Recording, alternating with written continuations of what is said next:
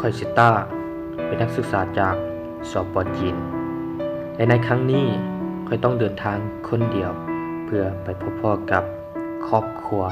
หมู่เพื่อนและกิ๊กสู้สาวแต่เหนือถึงใต้ในระหว่างทางคอยได้พบพ่อกับสาวงามหลายๆคนซึ่งก็เฮียนยุ่งเฮียนเดียวกับคอยเองแล้วก็โชคดีที่คอยเลือกมือกับที่คนบ่หลาย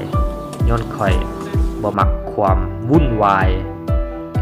คอยออกเดินทางจากนครนานนิงไปยังนครหลวงเวียงจันทน์โดยจะใช้เวลาอยู่ถึงฟ้าเกือบ2 ชั่วโมงและในเมื่อคอยบ่มีหยังเฮ็ดก็เปิดเพลงฟังลิ้นแต่เสือกหลับแท้ย้อนว่าคืนนี้คอยบ่ได้รับบ่ได้นอนหยังเลยในเมื่อคอยตื่นมาก็เจอกับอาหารราคาหลายล้านที่ถูกวางไว้อยู่ต่อหน้าคอยและนั่นมันก็คือขนมปังเพื่อสำหรับรองท้องและคอยกินมันจนอิ่มแล้วคอยก็ได้โอ้ลมกับน้องสาวคนหนึ่งที่นั่งข้างคอยพวกเราล้มกันอย่างคล่องแคล่วม่วนซื่นหลายทั้งที่บ่เคยเจอกันมาก่อนพบกันด้วยความแปลกหน้าและจบการเดินทางด้วยมิตรภาพที่ดีกับน้องคิดคนนี้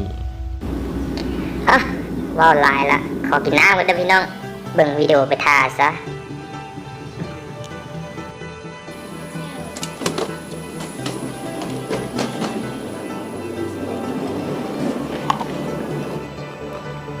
มาฟังต่อได้ป่ะเนี่ย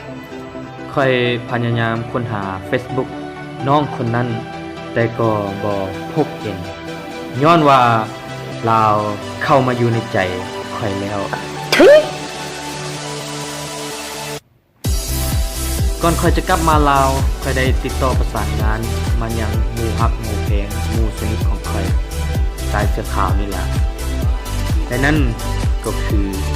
เบียร์รัฐจักรนั่นเองลาแล้ว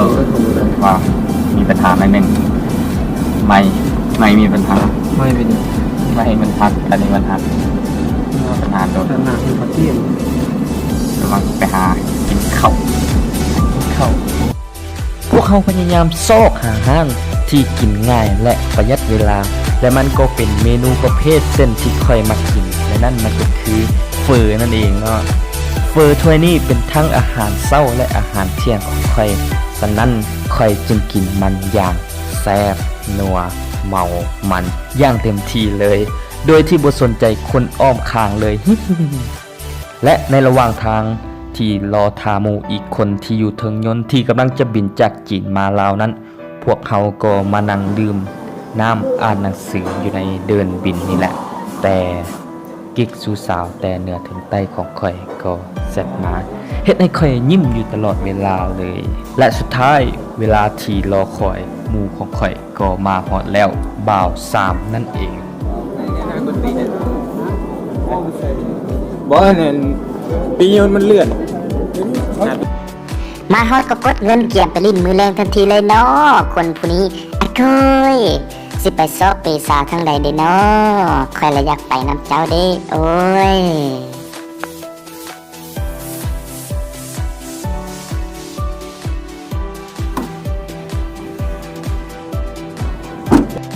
เก็บเครื่องขึ้นรถก็มุ่งหน้าไปหาหมู่อีกคนหนึ่งที่กำลังรอทาอยู่และมือแรงก็จะนอนอย่าหมู่จักคืน2 คืน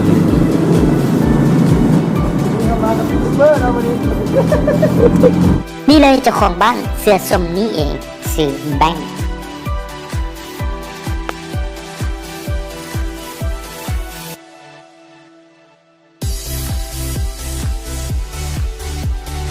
และสุดท้ายก็ต้องขอตัวอาบน้ำไปลินต่อกันเด้อบัดนี้เด้อฝากกดไลค์กดแชร์เพื่อให้เป็นกำลังใจในการเฮ็ดคลิปต่อไปด้วยอย่าลืมไปติดตามหมู่ค่อยในเด้อทั้งเป็นสปอนเซอร์ในคลิปนี้ด้วยสำหรับคลิปนี้ขอบใจบ๊ายบาย